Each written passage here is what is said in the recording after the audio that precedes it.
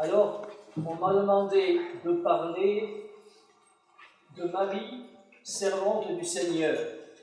Et comme vous le voyez dans la feuille, sur la feuille que je vous ai donnée, j'ai ajouté un sous-titre, Serviteur pour l'amour de Jésus. Car il s'agit de regarder Marie, servante du Seigneur, mais il s'agit aussi, nous-mêmes, de voir ce que cela nous inspire. Est-ce que Marie ne nous invite pas précisément à avancer sur notre route de la foi en devenant à notre tour servante et serviteur du Seigneur? Vous savez que c'est là le thème de la journée mondiale de la jeunesse de Panama. On est en plein dedans là. Et ce matin, au cours de la prière, nous avons entendu le message du pape dont je vais citer un certain nombre de passages au cours de mon intervention. Et ainsi, il commence en disant que les prochaines journées mondiales de la jeunesse à Panama auront pour thème la réponse de la Vierge Marie à l'appel de Dieu. Voici la servante du Seigneur, que tout m'advienne selon ta parole. Alors, avec cette intervention, nous sommes au cœur de ce pourquoi nous sommes ici. Car cette parole de Marie, cette réponse à l'appel de Dieu, nous concerne aussi. Et le pape continue en disant « Les mots de Marie sont un oui courageux et généreux. La réponse de quelqu'un qui a compris le secret de la vocation. Sortir de soi et se mettre au service des autres. Notre vie n'a de sens que dans le service de Dieu et du prochain. » Alors, en introduction, à partir de là, je voudrais faire 2 ou 3 petites remarques. La première, vous l'avez entendu, il est question, et c'est l'évangile de l'Annonciation que tous nous connaissons bien, et que nous allons lire ce soir, à la fête de l'Immaculée Conception, il y a l'appel de Dieu et la réponse. L'appel de Dieu transmis par l'ange et la réponse donnée par la Vierge Marie. Et cela peut-être peut nous suggérer que toute vie humaine est appelée à être une réponse à l'amour de Dieu, à la parole que Dieu lui adresse. Car notre Dieu est un Dieu qui n'est pas muet, mais qui nous parle. Et parce qu'il nous aime, la parole qu'il nous adresse est une parole d'amour. En gros, si on voulait résumer la Bible, qui le dit sous tous les tons possibles et inimaginables, notre Dieu nous dit « Je t'aime ». Alors, quelle est la réponse que nous allons donner? Peut-être bien que la réponse de Marie, « Voici, je suis la servante du Seigneur », peut nous inspirer et nous aider à formuler notre réponse à cette parole que le Seigneur nous adresse à tous, mais à chacune et à chacun en particulier, d'une manière tout à fait particulière. Donc, première chose, notre vie de baptisé est une réponse à l'amour de Dieu. La Vierge Marie dit qu'elle est la servante du Seigneur. Pas reconnu, c'est « Je suis l'humble servante du Seigneur ». Elle le dit à l'Annonciation et elle le répète au cours du Magnificat. Alors ce titre de servante du Seigneur peut nous étonner, parce que quand on parle de serviteur et de servante, on pense immédiatement à des domestiques, à des larbins, comme on dit. Et pourtant, Jésus lui-même, et ce n'est pas Marie seulement, mais Jésus lui-même, ne dit-il pas, le Fils de l'homme, c'est-à-dire lui, est venu non pas pour être servi, mais pour servir et donner sa vie. Servir est une manière de donner sa vie, et nous savons qu'il n'y a pas de plus grand amour que de donner sa vie pour ce qu'on aime. Ça veut dire que servir, c'est une manière d'aimer. Alors si Jésus lui-même se déclare serviteur, cela nous interroge. Et nous devons nous demander pourquoi ce mot est employé.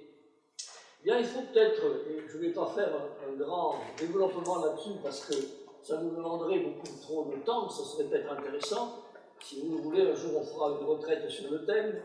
Mais simplement pour dire que dans la Bible, lorsque le terme serviteur ou servante est employé, c'est rarement dans le sens de domestique, mais ce serait plutôt un titre, je dirais, avantageux, de noblesse, car le serviteur du Seigneur, la servante du Seigneur, eh bien, celui ou celle qui se reconnaît dans ce titre, ou à qui on donne ce titre, disons que c'est plutôt un collaborateur, je dirais même un partenaire de Dieu dans sa liberté. Dieu n'a pas voulu nous sauver sans que nous-mêmes nous imitions d'une autre. Et Marie est la première à avoir été sollicitée, et son oui veut dire qu'elle accepte de collaborer avec Dieu, d'être le partenaire de Dieu pour sauver le monde par Jésus. Et je crois qu'il y a là quelque chose pour nous de très important et qui nous permet de voir que le mot serviteur ou servante, eh bien, c'est quelque chose faire la volonté de l'autre, non plus la sienne, mais celle de l'autre. Et d'accomplir ainsi une mission en communion avec quelqu'un d'autre. Et la Vierge Marie est précisément celle qui nous invite, eh bien, à partager son service, à être avec elle, car elle représente l'Église, elle représente l'humanité, c'est la fine pointe de l'humanité. Elle nous invite à être des collaborateurs de Dieu pour le salut du monde. Et il ne faut jamais, je l'ai dit un peu tout à l'heure, séparer ce mot de service, de serviteur et de servante, du mot amour. Souvenez-vous, au chapitre 15 de Saint Jean, Jésus qui dit « Je ne vous appelle plus serviteurs, vous restez, vous êtes des serviteurs, mais je vous appelle mes amis. » On ne peut pas accomplir ce service, ce partenariat avec Dieu, cette collaboration avec Dieu, sans le vivre dans la vie. Le serviteur, la servante du Seigneur est quelqu'un qui aime, qui se sait aimer et qui aime, et qui vit ce service. C'est sa manière de dire son amour. Alors, le service de Marie, je pense que ça ouvre un chemin pour nous, pour vivre notre vie de baptisé. Et je voudrais rassembler quelques idées. On pourrait dire beaucoup d'autres choses. Je ne vais pas faire un traité de, comment dire, un gros mot de mariologie, de théologie mariale. Je veux dire un certain nombre de petites choses qui peuvent nous aider à vivre notre vie chrétienne. C'est mon but, ce n'est pas de vous épater avec des idées compliquées que je ne comprendrai pas moi-même. J'ai regroupé mes réflexions autour de 4 mots. Le premier, c'est écouter. Le second, c'est sortir. Le troisième, c'est rencontrer. Et le quatrième, c'est rassembler. Le pape nous dit, le premier, écouter. Le pape nous dit se mettre au service de son prochain, donc être serviteur ou servante. Ce ne signifie pas seulement être prêt à l'action. Il ne s'agit pas seulement de faire, mais il s'agit d'entrer en dialogue avec Dieu dans une attitude d'écoute comme l'a fait Marie. Servir, c'est écouter. Je ne vois pas très bien d'ailleurs comment le serviteur ou la servante pourrait accomplir une volonté qui n'est pas la sienne, mais auquel il adhère ou elle adhère, si d'abord, pas écouter quel est le projet de celui qui l'invite à collaborer avec lui. Alors Marie est d'abord une écoutante, je ne dis pas une auditrice, Nous sommes souvent des auditeurs qui entendons beaucoup de choses. Celui qui écoute, c'est celui qui accueille une parole qui va le transformer. Le serviteur, donc, est celui qui accueille une parole. Et la parole que Marie écoute la touche au plus profond d'elle-même et va la changer. Et qu'est-ce que lui dit cette parole? Eh bien, j'ai retenu 3 points qui sont basés sur des paroles de l'Annonciation un peu après. Première parole que nous connaissons tous puisque nous la répétons. Réjouis-toi, comblé de grâce, ou bien toi qui as la faveur de Dieu, le Seigneur est avec toi. Eh bien, on ne se trompe pas en disant que cette salutation de l'ange à la Vierge Marie est une déclaration de l'amour de Dieu à Marie. Tu es tout aimé de Dieu comme nous le chantons. Réjouis-toi Marie, tu es tout aimé de Dieu. Peut-être que les puristes pourraient y trouver des traductions un peu. Mais la réalité, c'est ça. C'est que la première chose que Marie entend, c'est un « je t'aime ». Et nous-mêmes, nous devons nous interroger, est-ce que quand je m'arrête et que j'écoute la parole de Dieu, je me tourne vers Dieu, est-ce que ce n'est pas d'abord cette parole que j'entends? Je t'aime, n'aie pas peur.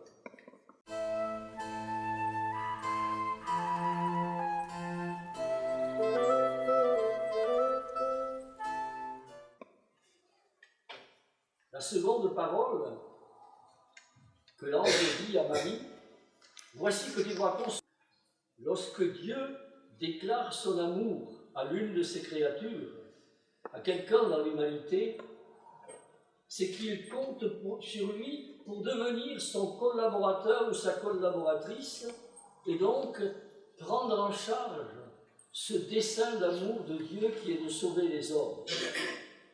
Et pour Marie, la tâche tout à fait particulière, unique entre toutes, il n'y en aura pas d'autre comme elle. Tu es bénie entre toutes les femmes, lui dira sa cousine Élisabeth. Eh bien, c'est de devenir la mère du Sauveur. Donc la tâche, le service unique, particulier, c'est la maternité à l'égard du Fils de Dieu. C'est pour ça que nous ne cessons de la saluer comme Sainte Marie, Mère de Dieu. Voilà la fine pointe, l'essentiel, le cœur de son service. Et la troisième parole, Marie, cependant, retenait tous ces événements et les méditait dans son cœur. Marie regarde Jésus grandir, elle l'étonne, elle s'étonne devant ce qui se passe. Mais elle regarde et peu à peu, elle réalise quelle est la mission de ce Fils et en quoi ça va la concerner. Marie écoute, mais aussi elle regarde. Alors, on peut comprendre pourquoi, lorsque quelqu'un dans la foule qui écoute Jésus lui dit à Jésus, mais bienheureuse la femme qui t'a porté dans son sein, eh bien, Jésus lui répond, non, c'est pas ça qui fait de Marie, ma mère, la bienheureuse, mais c'est parce qu'elle a écouté la parole de Dieu et qu'elle l'a mise en pratique. C'est pour ça qu'hier soir, nous avons chanté Vienne, et qui écoute la parole de Dieu et qui la met en pratique. Donc, nous voyons que Marie, d'abord, a été une écoutante et que nous-mêmes, nous sommes appelés à être des gens qui écoutent une parole. Alors nous devons nous poser la question, est-ce que la parole de Dieu habite vraiment notre vie? Tout le monde ici aime beaucoup le pape François parce qu'il fait des sourires, il embrasse les enfants, etc., etc. Peut-être qu'on n'a pas trop bien réalisé qu'il dit autre chose, qui sont un peu plus engageantes. Plusieurs fois, il dit, mais est-ce que vous avez dans votre poche le Nouveau Testament? Est-ce que vous le lisez tous les jours? Je vous renvoie cette question. Où est-ce que l'on est là-dedans? Est-ce que nous lisons la parole de Dieu tous les jours? Est-ce que nous prenons du temps pour la laisser incuber en nous, pour qu'elle nous transforme? C'est peut-être ce premier aspect de Marie, servante du Seigneur, qui nous interroge. Est-ce que la parole de Dieu habite vraiment en moi? Est-ce que je me laisse transformer par elle? Est-ce que je prends les moyens de la lire, de la comprendre, de bien l'accueillir? Il y a des moyens qui nous sont donnés. Alors c'est une question que je vous renvoie à chacune et à chacun dans ce séjour ici, de se poser la question et de voir comment il pourra avancer un peu plus. Et ça, c'est l'école de Marie, c'est ce que nous enseigne Marie.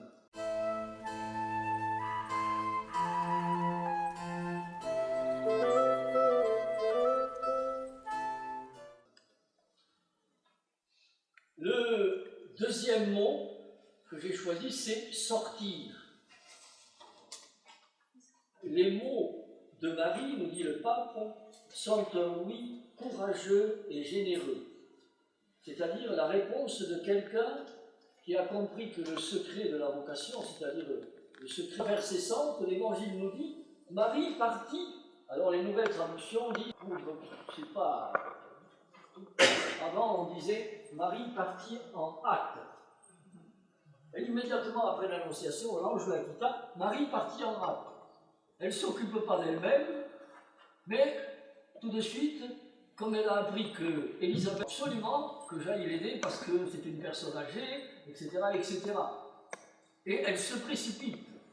Elle quitte sa maison de Nazareth, vraisemblablement, je fais pour ce qui nous a été dit tout à l'heure, et elle s'en va dans les montagnes de Judée. Et vous voyez, là je trouve que nous avons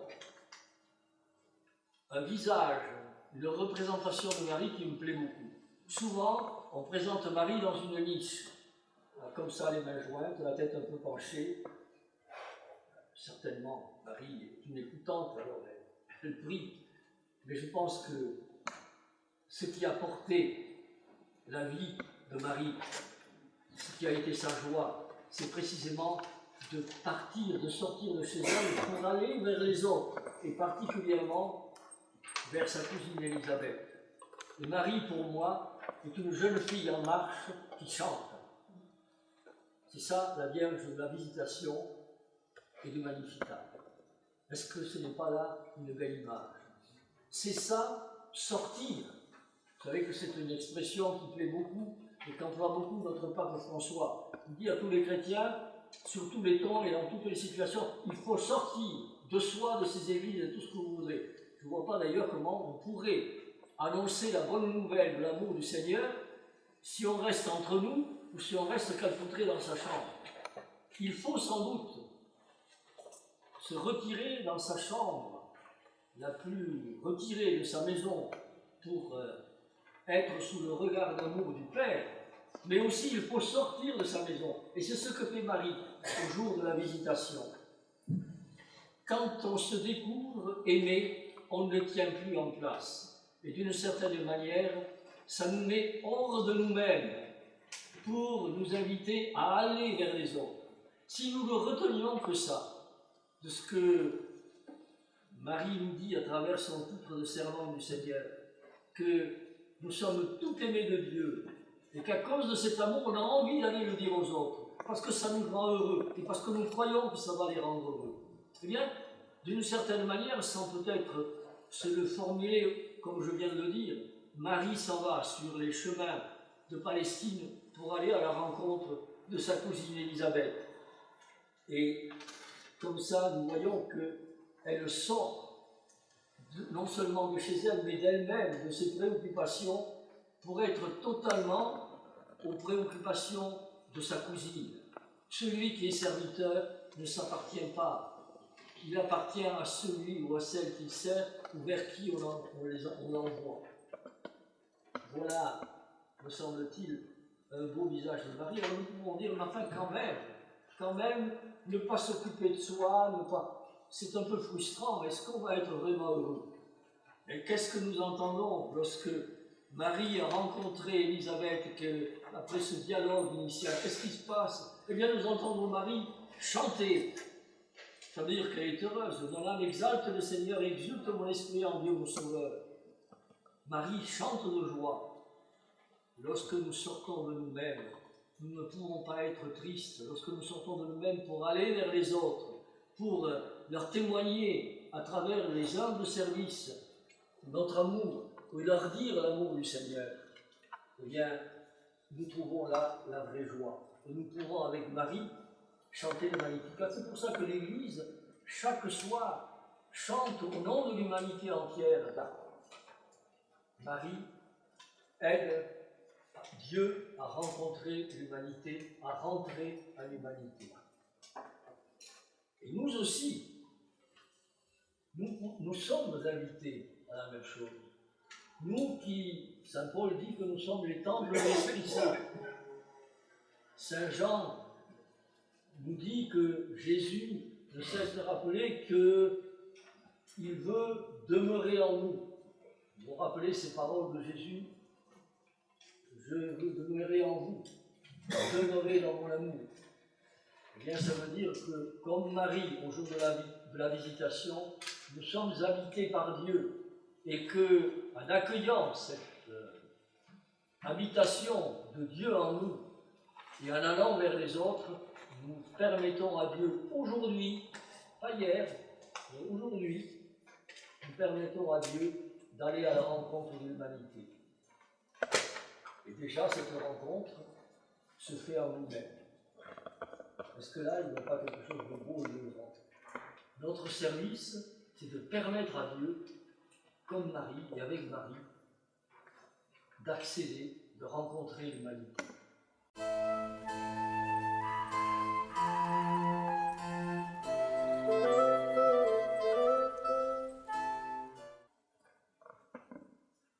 Quatrième assemblée, quatrième mot. C'est étonnant, à propos du service de Marie, de parler, de dire qu'elle est celle qui rassemble. Est-ce qu'il peut en être autrement? Car l'idée, enfin, comme je disais il y a un instant, le rêve de Dieu, c'est tout de même de rassembler les enfants de Dieu dispersés en une famille. C'est Caïphe qui dit ça au moment de la Passion. Et Jean fait remarquer qu'il prophétisait sans le savoir. Ce n'était donc pas seulement pour la nation d'Israël que Jésus offrait sa vie, mais c'était afin de rassembler dans l'unité les enfants de Dieu dispersés. Le projet de Dieu, c'est bien cela. C'est faire de l'humanité une seule et même famille, au-delà des frontières, des différences historiques ou autres, tout ce que vous voudrez, la grande famille des enfants de Dieu. Et donc, Marie, à sa place, aide à ce rassemblement. D'abord, regardez, Marie à Bethléem, lorsqu'elle a accouché, il n'y avait que Joseph et Marie. Paraît-il qu'il y avait un âne et un bœuf aussi, la création tout entière qui était là. Mais voilà que viennent, rameutés par les anges du ciel, les bergers. Et puis après vont venir les mages qui représentent les nations. Vous voyez déjà, Jésus tout petit rassemble, et c'est Marie qui le présente à l'humanité. Et là nous voyons que Marie, qui a permis à Dieu de rencontrer l'humanité, elle est aussi celle qui permet à l'humanité de rencontrer Dieu. Elle le lui présente. Voilà le service de Marie. Mais il n'y a pas seulement que dans le temps de Noël, il y a aussi, et c'est la fin du temps de Noël, lorsque Marie arrive au temple, et c'est une espèce de présentation officielle de Jésus, c'est Simon et Anne, sans doute, qui vont l'accueillir, mais c'est un peu le peuple d'Israël qui est là pour se laisser rencontrer, en tout cas ceux et celles qui veulent, par celui qui vient. Et puis, nous pouvons nous dire, après cela, après les temps de la nativité, le rôle de Marie est terminé. Je suis étonné d'ailleurs parce qu'il est de bon ton de dire, oh, vous savez, dans le Nouveau Testament, les grands théologiens, tout le monde dit, vous savez, dans le Nouveau Testament, on parle très peu de la Vierge Marie. Saint Paul, c'est lui, il n'en parle pas du tout. Il dit simplement, dans l'Épître aux Galates, que Jésus est né d'une femme. Il a fait un grand effort. C'est le seul moment où il en parle. On ne sait pas comment se serait passée l'incarnation, cela. Mais le reste, moi je trouve qu'on parle beaucoup de la Vierge Marie. Bon, évidemment, on ne dit pas toujours qu'elle est là.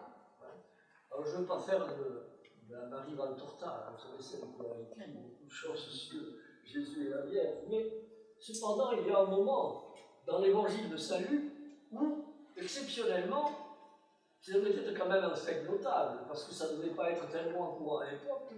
L'évangéliste note qu'autour de Jésus, il y avait des disciples, évidemment, des gens bien comme vous et comme nous, mais il y avait aussi des femmes. Et c'est assez notable pour l'époque. Alors on ne nous dit pas, en tout cas à ce moment-là, qu'il y avait Marie. Mais on peut supposer qu'à partir d'un certain moment, elle était là, puisque le dernier carré des fidèles, au pied de la croix de Jésus, il y a Marie et la Sainte Femme. Elle est là.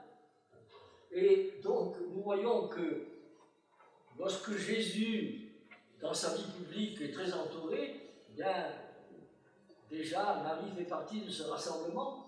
Et lorsque l'épreuve est là, Marie est là, et autour d'elle, un petit noyau qui est le germe de l'Église, qui est présent là, avec les disciples bien-aimés, et puis quelques saintes femmes. Donc, nous voyons bien que Marie est peut-être pas celle qui fait beaucoup de bruit pour rassembler, mais elle est un peu l'âme du rassemblement.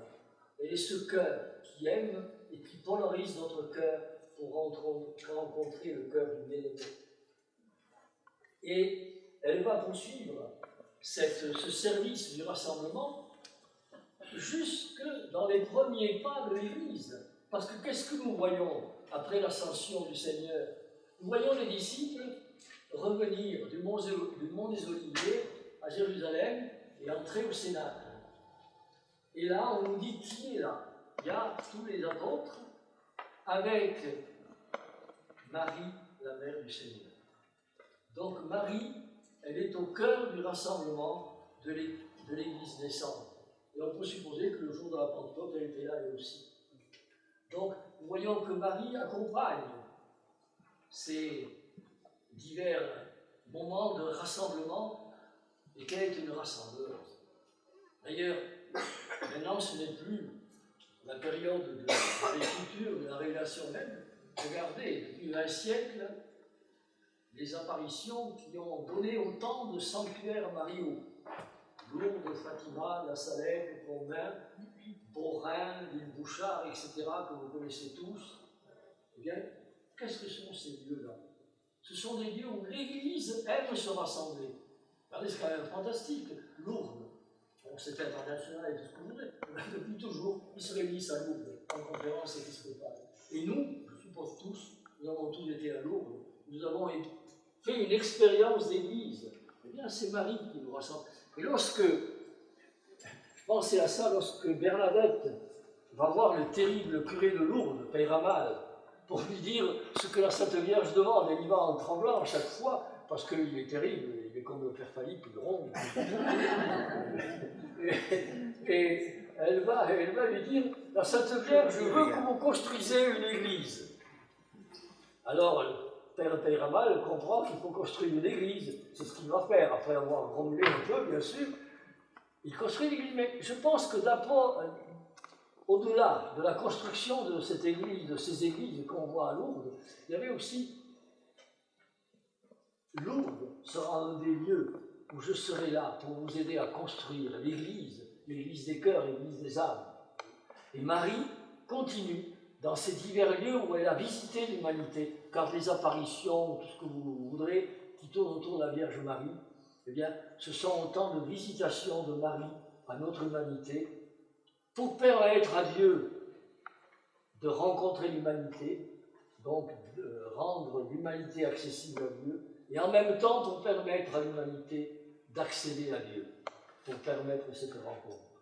Voilà la belle vocation de la Vierge Marie, servante du Seigneur.